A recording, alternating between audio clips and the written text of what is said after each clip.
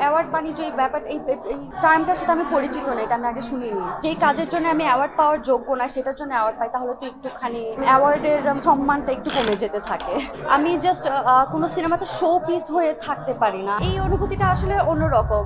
আপনারা সবাই জানবেন যে আমার সিনেমাটা আসলে বেশ কিছু ভুল ডিসিশনের জন্য সবার দেখার সুযোগটা করে দিতে পারিনি আমরা, এবং হচ্ছে এটার জন্য অনেক আশা ছিল, এতদিন পরে সিনেমা করেছি সবাই দেখবে, কিন্তু সিনেমাটা এত ভালোভাবে চলেনি। তো এখন যখন সেটার জন্য আমি রিকগনিশন পাচ্ছি এবং অ্যাক্টিং এর জন্য আমি সেটার অ্যাওয়ার্ড পাচ্ছি, এটা খুবই ভালো লাগার একটা ফিলিংস এবং আনন্দ লাগছে আসলে।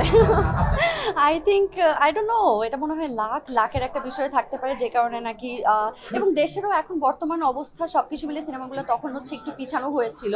এক্সট্রিম মশার কয়েল প্ল্যান্ট ফাইবার দিয়ে তৈরি, তাই সহজে ভাঙে না, সুগন্ধিযুক্ত ও নিরবিচ্ছিন্নভাবে জ্বলে। ডেঙ্গু, চিকুনগুনিয়া বাহি সহ যে কোনো মশার বিরুদ্ধে দেয় এক্সট্রিম সুরক্ষা। এখন যেহেতু হচ্ছে আস্তে আস্তে সবগুলো রিলিজ হচ্ছে, 3টা সিনেমার কাজ আমার কমপ্লিট করে বসে আছি। সাইলেন্সটা হচ্ছে অক্টোবরে আই গেস রিলিজ হবে, ডেটটা এখনো অ্যানাউন্স করা হয়নি, সেটার জন্য ওয়েট করছি। এবং এছাড়া করলাম হচ্ছে মানিক ভাইয়ের সাথে, মোস্তাফিজুর রহমান মানিকের সঙ্গে একটা সিনেমা, এবং হচ্ছে গিয়ে আরেকটা করেছি আমার তানভীরের সঙ্গে, সেগুলোর জন্য আমি ওয়েট করছি। এস এম কাইম ডিরেক্টর ছিল, সেগুলোর জন্য আমি ওয়েট করছি আসলে।